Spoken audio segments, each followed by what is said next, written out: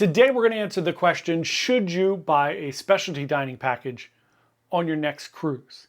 If you're on the fence about it and you're thinking you're not sure, let's go talk about it.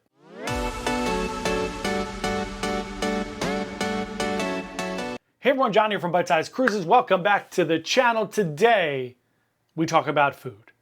I love food. I am one of those live to eat, not eat to live people. I got it right. So today we're going to talk all about your food on the cruise. This is the 6th video about our beginner's guide to cruising. It's not just for beginners, for anybody who wants to learn a little bit more about cruising.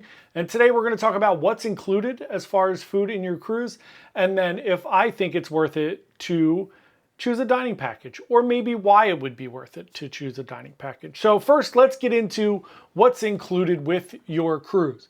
Now, every ship, every cruise line is going to be a little bit different, so we'll talk a little bit in generalities here, and I'll give you some concepts of what may be available on some ships.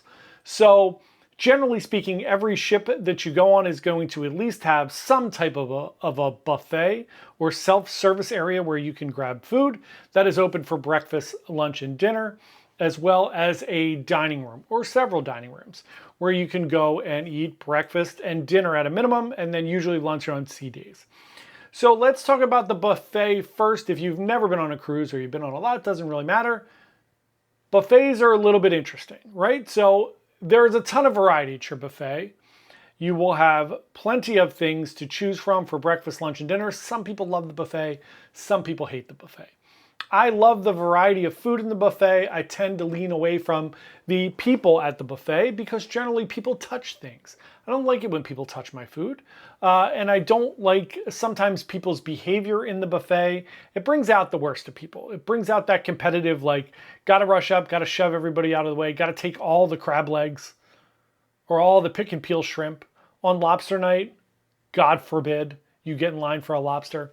So let's talk about it. You do have for breakfast a huge variety. You're gonna have all your eggs, your bacon, your sausage, pancakes, French toast, bagels, everything you can think of for breakfast.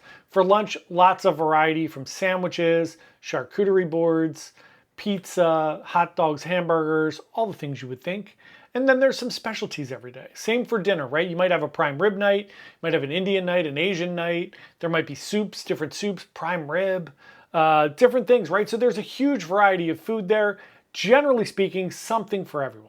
Desserts, of course. Cereal, absolutely. You're gonna have all the fun things that you could think of to eat. That is all included. You can eat there, you can eat as much as you want, make your little heart content. If you would like to sit down and not be rushed and have like a nice relaxing dinner, you can go to the dining room. There are, generally speaking, on certain cruise lines, there might be 2 dining times, early and late. There might be flexible dining times. If you go on Norwegian, you can pretty much eat whenever you want. Go to the dining room, you just go down, they'll take your name. If there's a table, you'll sit down right away. If not, they'll give you a little pager and they'll call you as soon as the table's ready. There sometimes are 3 dining times. There might be a my time or anytime dining where you can make reservations that are outside of that 5:30, 8, 7:30, 8 o'clock window. So all of those different options, and generally speaking, menu is going to vary every day a little bit. Some of the cruise lines have the same thing for breakfast all week. Some of them change it up and have daily specials. Same with dinner.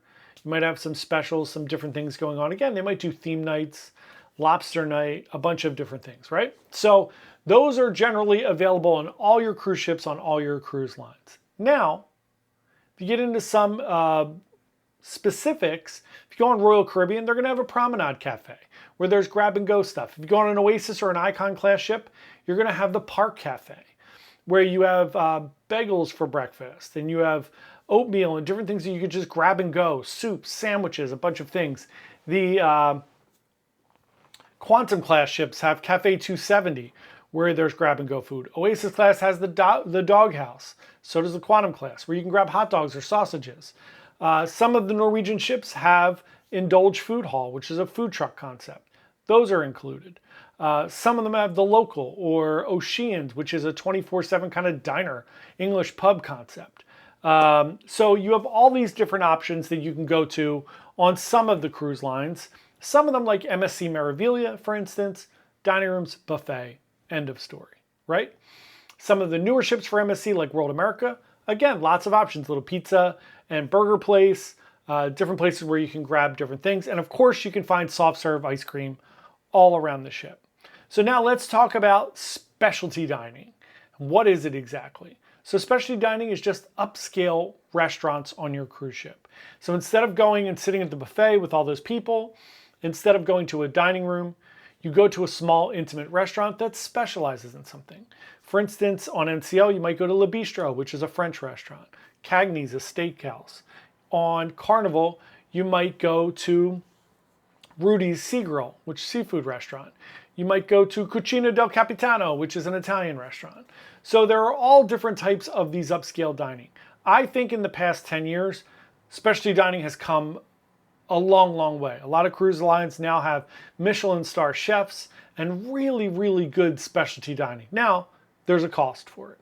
On Norwegian, if you get more at sea, you'll get 1 or 3, maybe. If you're going on a 7-day cruise, interior cabin's going to get 1.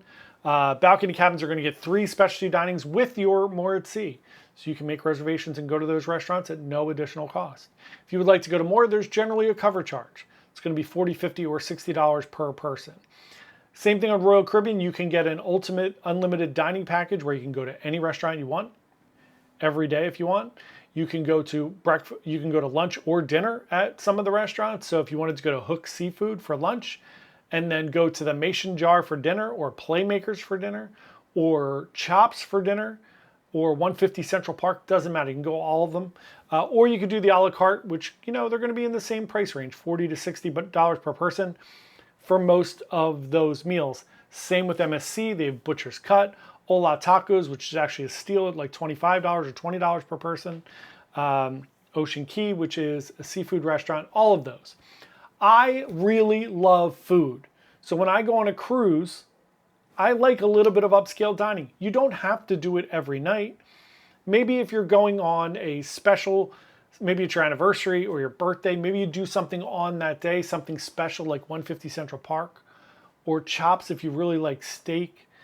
But I think it will give you a lot more bang for your buck if you do some specialty dining. I think it's really good. I think it's worth a little bit of an upcharge. There are some that I don't think are worth. For instance, Hook Seafood. I think it should be 20 or some bucks. If not, if it's more, I don't think it's worth it. So maybe that's one that you could try for lunch. If you want to just dip your toes into specialty dining, try one of them at lunchtime. I do think specialty dining is worth it. I also think that it's worth it maybe if you can cut somewhere else. So maybe if you were thinking, hey, I'm going to go get 2 spa treatments, maybe if that's not that big of a deal to you, maybe if you really love food, you switch those out. I sometimes sacrifice my cabin, the balcony, down to an interior. So here's the thing, right? If you go on a cruise, we talked about picking your perfect cabin. I love the idea of having a balcony. I've been on 83 cruises and I've had a balcony, I don't know, 30 times, 25, 30 times. I can tell you probably that I've sat outside less than 3 hours on all of those cruises combined on my balcony. I generally step out there on the first day, I look around, and then generally I will do that maybe once or twice through the cruise as we're pulling into port or pulling out of port. I will sit out there for a little bit. Everybody says, you know what I'm going to do? I'm going to go down to the buffet or up to the buffet. I'm going to go down to the Pearl Cafe. I'm going to go down to Cafe Prano. I'm going to grab some coffee. We're going to come back. We're going to sit out on the balcony and enjoy our breakfast. I just don't do it. Maybe some people do. Those are the same people that buy a house that has a balcony outside of their bedroom. You never wind up using that. I've had one. I was never out there. So for me, I'd rather sacrifice that cost. Maybe it's $1,000 less to go in an interior cabin and spend that money on experiences like specialty dining. Maybe something really nice like chef's table or something like that. I love food. I love specialty dining. That's why I would do it.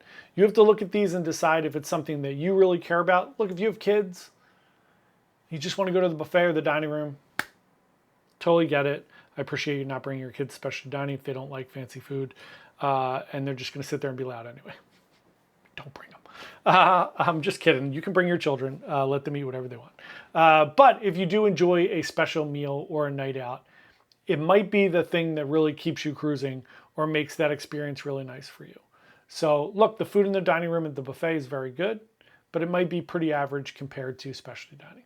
So check one out, see if it's a good fit for you. Let me know if you have any comments below. And if you need help booking your next cruise, we would love to help you. We're a travel agency. Our goal here is to give you the best information possible about cruising so you can plan to go on an amazing cruise vacation. If you have any questions at all, please feel free to email me at jp@bytesizecruises.com.